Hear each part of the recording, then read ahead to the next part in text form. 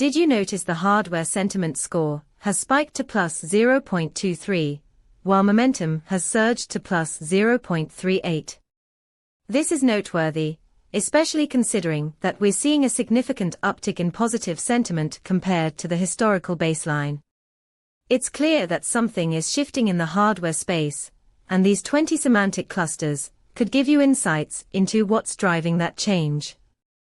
Our API provides you with a comprehensive analysis of sentiment trends, delivering actionable data points you can integrate into your applications.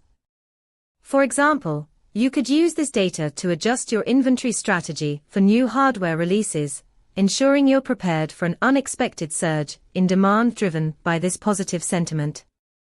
Check out the full capabilities of our API at pulsebit.logenterprise.com/docs.